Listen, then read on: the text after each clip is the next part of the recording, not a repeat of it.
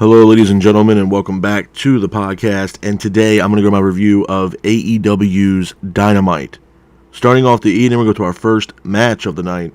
It is Jon Moxley versus the Commander. I thought it was a good match. Back and forth matchup between Moxley and the Commander, with Moxley keeping the pace of the match. Moxley and Commander then both exchange in the middle of the ring, with Moxley hitting a pile driver on the Commander. And then Moxley ultimately applies a submission hold on the Commander. And your winner of the match by submission is Jon Moxley. Hats off to Jon Moxley for getting the win in this matchup. Moving on from that, we have the Elite backstage, the Young Bucks backstage. They were approached by FTR. FTR is wondering why they didn't shake their hands after their match in All In. Then they were interrupted by Bullet Club Gold, and it looks like we're going to get Bullet Club Gold versus FTR and the Young Bucks at All Out. I'm all for this matchup, man. I think this match is going to be very exciting. At All Out, man. I'm definitely looking forward to it. Moving on from that, we have a Chris Jericho segment. Jericho walks down to the ring. He talks about All In. Jericho then talks about Guevara. Guevara is here. Jericho then says he pushed Guevara because Jericho was frustrated. Jericho then apologizes to Guevara for what he did at All In. Jericho then says Guevara didn't do enough to help him in his match against Ospreay. Jericho and Guevara then both mock each other. Guevara and Jericho then get face to face, but Jericho tells Guevara that he wants to go after the AEW Tag Team titles. Moving on from that, we have Eddie Kingston defending the New Japan Strong Openweight Championship against Wheeler Yuta. I thought it was a good match. Back and forth matchup between Kingston and Yuta, with Yuta keeping the pace of the match. Kingston then hits an enziguri on Yuta, but Kingston ultimately hits the finish on Yuta, pins for the 3, and your winner of the match, and still New Japan Pro Wrestling Openweight Champion, is Eddie Kingston. Hats off to Eddie Kingston for getting the win in that match and retaining the New Japan Pro Wrestling Strong Openweight Championship. Moving on from that, MJF announces that himself and Cole will defend the Ring of Honor Tag Team titles at All Out. He also stated that there will be a tournament the number one contender for the AEW World Championship. The finals of that, I believe, will be at Arthur Ashe Stadium to challenge MJF for the World Heavyweight Championship. Moving on from that, we have an Adam Cole segment as well. Cole talks about his match at All In and how much it meant to him in his career. Cole then talks about becoming the Ring of Honor Tag Team Champions with his best friend MJF. After he says that, Roderick Strong and the Kingdom come down to the ring. Strong then mocks MJF. Mike Bennett then grabs a microphone and talks about Ring of Honor in his past with Adam Cole. Kingdom then mock Cole. Taven then grabs a microphone and says Cole is a fraud. Cole then says MJF is his best friend, and then Strong grabs a microphone and says that he is entering the tournament to hopefully challenge MJF for the World Heavyweight Championship. Moving on from that, we go into our next match of the night. It is Chris Statlander teaming up with Britt Baker and Shida versus Nyla Rose, Marina Shafir, and Emi Sakura. I thought it was an okay matchup. Back and forth matchup between both teams, with Statlander, Baker, and Shida keeping the pace of the match. And Statlander ultimately hits the finish, pins for the 3. And your winners of the match are Chris Statlander, Britt Baker, and Shida. After the match, Ruby Soho comes down to the ring to attack Chris Statlander, which sets up a match between Statlander and Ruby Soho at AEW's All Out this weekend for the TBS Championship. Moving on from that, there was another announcement that Samoa Joe will be defending the Ring of Honor TV title against Shane Taylor at All Out as well. Moving on from that, we have an Acclaim segment. Billy Gunn talks about All In. The Acclaim then talk about winning the Trios Championships over the House of Black. Acclaim then introduced new Trios Championships, and that the Acclaim will be defending those belts this weekend at Collision. Definitely looking forward to that. And it looks like they're going to face off against Matt Menard, Angelo Parker, and I believe it was Daniel Garcia, if I'm not mistaken. So definitely looking forward to that match this weekend on Collision. And then we get into the main event. It is Orange Cassidy defending the International Championship against Penta, and the winner will go on to face Jon Moxley at All Out. The match itself was a really good matchup. Back and forth matchup between Cassidy and Penta, with Cassidy keeping the pace of the match. Cassidy ultimately hits a roll-up on Penta, pins for the 3. And your winner of the match, and still international champion, is Orange Cassidy. After the match, Orange Cassidy cuts a promo on Jon Moxley, pretty much hyping up their match at All Out. A couple of things I want to say about Dynamite, man. Number one, before I even touch base on the whole Dynamite situation, I do want to talk about a little bit about the whole situation between CM Punk and Jack Perry and how it kind of related to Dynamite and how it might relate to All Out. There has been a lot of stuff being said and been going on between CM Punk and Jack Perry and Tony Khan in this whole situation. I don't know if you guys had watched All In. Hopefully y'all did. It was a great event. But if you guys watched the 0 Hour show before All In actually, took off with the main card, Jack Perry had a match against Hook for the FTW Championship. During that match, there was a limousine that pulled up. It was a part of Jack Perry's entrance, but the limo pulled up with Jack Perry, and it was used in the match against Jack Perry and Hook. Jack Perry then, told the cameraman to, got his attention and made a comment about pertaining to the glass that was in the limousine. This was kind of a dig towards CM Punk because I believe it was Collision a week or two ago, before All In, that there was a spot that Jack Perry wanted to use real actual glass during his match. I believe it was against Hook. And looks like he got it approved from upper management, but CM Punk was not for it. And it looked like CM Punk kind of wanted Jack Perry to take his advice on that situation, and Jack Perry pretty much refused to do so. After Jack Perry made a comment during his match against Hook at All In 0 Hour, Perry made his way back to the backstage area, the Gorilla area, and he was approached by CM Punk. CM Punk was, they were trading words back and forth, and supposedly CM Punk had choked out Jack Perry backstage, which also led to, for what I understand, both CM Punk and Jack Perry being suspended. We don't know for how long. We don't know if, it was a pay cut, something like that. But we do, from what I understand, they were suspended. I don't know how long the suspension's for. I don't even know if CM Punk will make All Out. The reason why I'm saying this is because I feel like it kind of related to last night's Dynamite, and it possibly will relate into All Out. A lot of people are upset who purchased tickets for All Out because a lot of people wanted to see CM Punk. It's in Chicago. It's his hometown. And there might be a chance that he might not be at All Out. To be honest with you, do I think Punk might be at All Out? I think it's a possibility. I think, if anything, I think Tony Khan will wait to suspend CM Punk after All Out because it seems like a lot of people are really, really irate about the possibility of missing CM Punk in Chicago for All Out. Again, both possibly will have suspensions.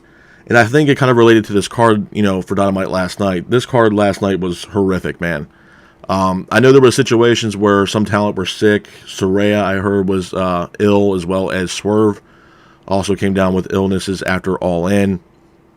And then travel issues for a lot of the other superstars, especially coming back, from, I think it was something about Florida with the hurricane and stuff like that, or just travel alone from the hurricane right now. It kind of affected people's travels to Chicago for last night's episode of Dynamite, but it showed, man. This show was not that great. The build to All Out was absolutely horrendous, man. I mean, and I made this comment when I did my review of All In. This is the kind of the playoff, the pay-per-view format that Tony Khan wants to do for the foreseeable future when it pertains to All In and All Out. He kind of wants them to be back to back, where you have All In, and then Labor Day weekend you have All Out, right behind All In.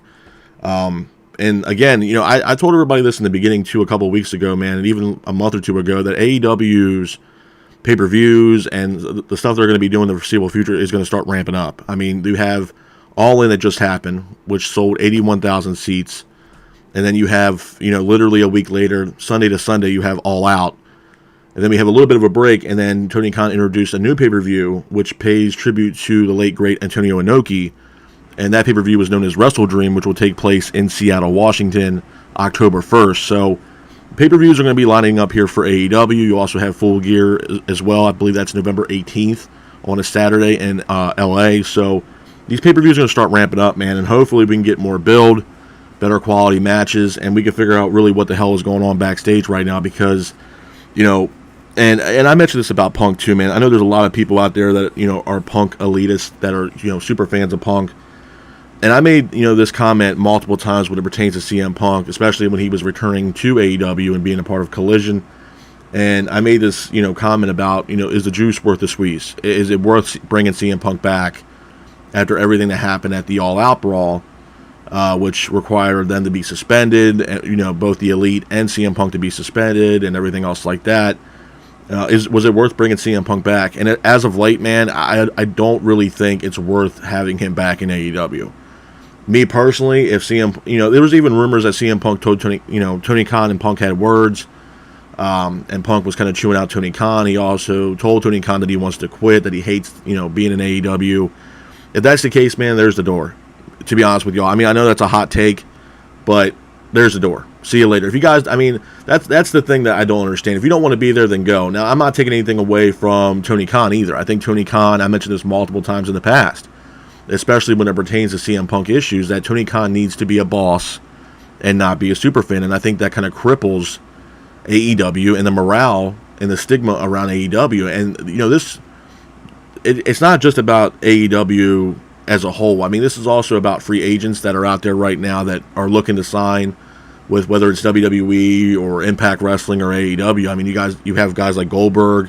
I know a lot of people were talking about Edge. I know Mercedes Moné was in the crowd at All In, and a lot of people want Mercedes to come in to be a part of AEW. But right now, I mean, both sides of the locker room, whether it's the men's or the women's locker room, are in shambles right now. And honestly, I mean, my thing is this. Let's say we take CM Punk out of the picture, because a lot of the situations seem like they have CM Punk involved in that situation. And honestly, for what it's worth, I think CM Punk causes his own BS with a lot of these incidents, man, because he wants a lot of these younger talents to listen to what he's saying and do what he said, and they're not required to do so. They can listen to what he has to say, but at the end of the day, they don't have to do exactly what he's saying. Yes, he's a veteran, but yes, he's another signed talent, and I don't think Punk is in any kind of condition to be a AEW locker room leader right now. Because nobody wants to follow in the footsteps of CM Punk, man. It's just a bad environment with Punk involved in it right now, to be honest with you. And when he came in, back to Collision and whatever, when Collision was created, I'm like, you know what, maybe this might be a good idea that he's away from the Elite. There won't be any issues between him and the Elite and yada, yada, yada. But now it's CM Punk and Jack Perry. There was even rumors about CM Punk having words with Miro and back and forth, which to me, honestly, the whole Miro CM Punk thing, I truly believe that was just false. But the Jack Perry thing is a really serious thing going on right now, and a lot of times, more times than not, there's always some kind of backstage issue in AEW. And honestly, what's really jacked up, and this is one thing I do feel bad, when it pertains to Tony Khan, is that you put together the biggest event all year, the biggest event in AEW history, the biggest event almost in wrestling history, with All In and having almost 82,000 seats sold for a pay-per-view. And it was a great event, but after that event's all done, and it's all said and done, everybody is still talking about what happened between Jack Perry and CM Punk. And it took away a lot of things from what happened on All In. With MJF defending the belt against Adam Cole, and that storyline that was probably the best storyline that AEW has put together over the past 6-7 months. So, I mean, it just takes away from, the other wrestlers that were on that card that were having phenomenal matches, and now everything is about CM Punk and Jack Perry because it's the hot topic right now. Everybody's talking about it. Everybody wants to know what the hell is going on between Tony Khan, Punk, and Jack Perry. It's a damn shame, man. It really is. But all in all, I mean, Dynamite last night, was it a solid card? Absolutely not. I know there were some travel issues. I know some people were dealing with some illness, and I understand that, but Dynamite last night was awful. I think the best part of the show, honestly, last night was Orange Cassidy cutting that promo on Jon Moxley after the match he had with Penta. And to be honest with you, that's about it, to be honest with you, man. I mean, I don't think it was that strong of a card last night. I don't think the go-home show was that good. There's really no build really leading up to these matches, leading up to All Out. And to be honest with you, I think All Out is two things about All Out. Number one, it's just a high-profile Dynamite, the way it's being booked. And I think the drama between CM Punk and Tony Khan and the backstage morale right now is taking a lot away from All Out. Because I think a lot of people are just solely invested on what the hell is going on with CM Punk and Jack Perry and Tony Khan.